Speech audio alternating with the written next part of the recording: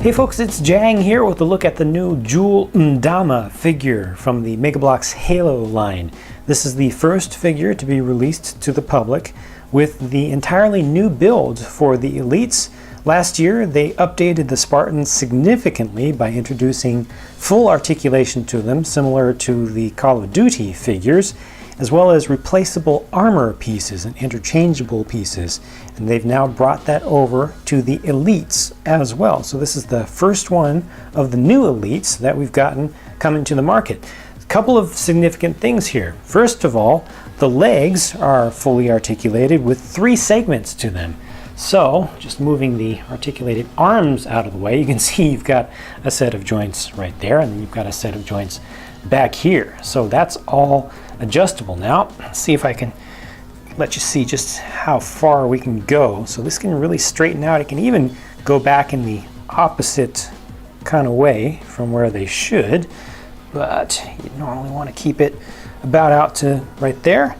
You can bring that in, you can bring it quite far back, and it's still on a ball joint in the center where the thigh comes into the hip. Let's see, that's actually starting to come off now, but it just has its limit of how far it'll go, but it's still really great to see those separate sections. They've got some pretty hefty feet on these guys as well, with the split toes towards the front, and that still provides enough of a base where if you have the stance correct, you can still get it to stand on just a flat surface. It doesn't have to be on a studded base. And then for the arms, you can see one of the joints right there that allows you to extend the shoulder up, and that's going to be limited by the type of armor that's on a particular one. That is one thing that you have to kind of watch out for. With some of them, the armor will get in the way, but you still do have some ability to get some range going forward and back there, and just how far you push that in will kind of determine part of the range of motion as well, because you can kind of pull it out a little bit to cheat a little bit to get away from the armor. And then for the elbow, we've got the elbow articulation now going up and down. That does extend a little bit more than 90 degrees in total, but coming in, you see you're now able to rotate at the elbow. Super useful there, in addition to, of course, still having the ability to rotate the hand. The hand can be rotated in and out, so that's pretty good. It's a huge improvement over the old one in terms of just the range of motion, how far that you can go with these, but it still does have some limitations to it. Another major thing that's new here is, of course, the ability to remove armor, and this is the first time we've been able to do this. It's kind of creepy under there. It is a little bit of a small head, but nice deep gouging in there, getting really far in to get the darkness in for the kind of recessed eye socket. There's no print inside of there, but it doesn't really need it because it's doing the right thing with light. However, unfortunately, you do see on the top here, you do have the hole in the head, and that's something that was first introduced with the Assassin's Creed figures, and that's just how they have it set up to connect to headgear now. So you've got a pin in the head, or in the helmet in this case, or a mask, whatever you're putting on there, and that's just how that's going to attach. So if you take this off, you're going to have that hole in there. Maybe we can figure out something that can fit in there.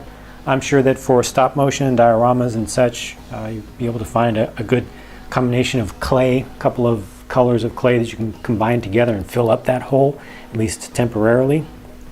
But for folks who aren't doing stuff too heavily customized, if you do want to have a helmetless Sangheili, you will have that hole showing up. But then you also have removable shoulder armor, and you have removable body armor. Let's see if I can get this off. And there that goes. It still has detail underneath it there, so they're not hiding any deficiencies. I'll go ahead and take the head off as well. You got the removable armor on that side, and you can also remove the armor from the upper legs, just like with the human-based figures. So now you're able to get that much thinner, unarmored kind of look, or down-armored kind of look, which still looks pretty appropriate, I think. The proportions are pretty darn good. I mean, you have to get kind of thin there, but I think it's working out. I think that is good. Now here's the other thing that's new about this is the size. They finally made the Elites taller than the Spartans. Get a helmet on there and stretch out the legs about as far as they'll go while still allowing the feet to be flat to the ground, and you see it stands up quite a bit. With all the armor on now, yeah, that looks pretty good. Yeah, significant improvement over the old, especially in terms of the stance there. And then here's something even closer in comparison in terms of the armor.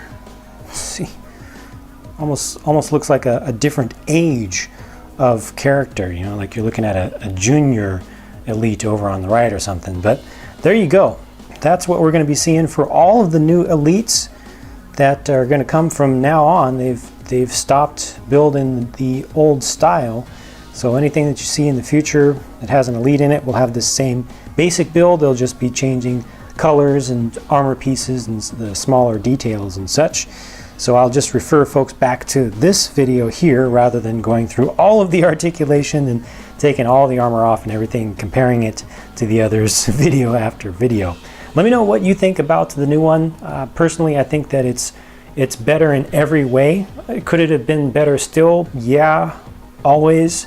But I just think that everything that they've changed is an improvement over the old. I wish that it didn't have the hole in the top of the head, but previously we couldn't see the top of the head at all. So again, just positive movements and improvement overall.